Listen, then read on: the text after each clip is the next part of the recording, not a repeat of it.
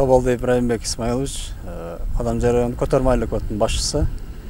Бүгүн ошол жакшы иштин алдында турабыз да. Себеби көп жылдан бери аягына чыкпай аткан иштер мына өлкө башчыбыз Садыр Нуркожоевичтин демилгеси менен Баткен областына өзгөчө бир көз караш менен кылган мамилеси менен ушул жакшы иштер башталды. Мына азыр сиздер көрүп турган Кызыл Булак Тамаша автожолунун 8-9 километрлери Актерек курулуш участкаларында ушул жолду асфальттошо, пландоо иштери жүрүп жатат. Бул да болсо элдин жыргалчылыгы үчүн деп эсептейбиз. Ошондуктан бул ыраазычылык билдиришибиз керек. Бул Минтранстын өзгөчө ошол Кадамжай районунун ДЭП 46 ишканасына ушулар бүгүнкү күндө биздин элдин жакшы жыргалчылык үчүн жакшы жолдоңдоп иштерин жүргүзүп атат да. Жалпы жолдун узундугу быйылкы жылгы планга киргизилгени боюнча 2 километр. Анан кеңейтүү иштери толугу менен жүргүзүлөт. Мына сиздер азыр көрүп турган жол бул Кызыл Булак Тамаша жолу деп аталат. Ушу Кызыл Булак Тамаша жолунун 7-8-9 километринде турабыз. Бул курулуш Актерек участкалары деп айтылат. Бул быйылкы жылдын капиталдык курулуш ремонттоо эсебинен 2 километр жол каралган. Ушу быйылкы жылдын эсебинен 2 километр жол капиталдык оңдотуу, асфальт төшөө иштери жүрүп жатат, азыр өзүңүздөргө белгилүү болгондой. Бул жолдун калыңдыгы эни 6 метр, калыңдыгы 6 сантиметр болот. Азыркы күндүн талабыга жооп бере турган бул жол азыр биздин жол курулуп жаткан жол бул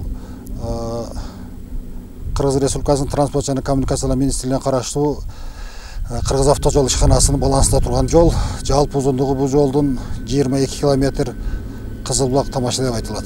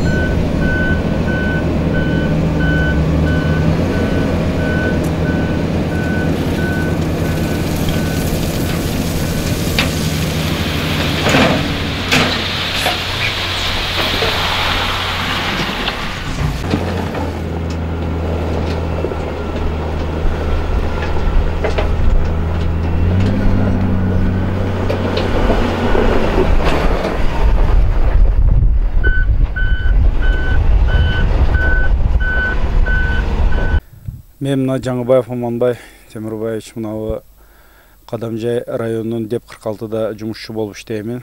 Мына Кудай буйрса мынау битум куйган яманы бүгүн кече 10 күн аралыгында бүтүрдүк.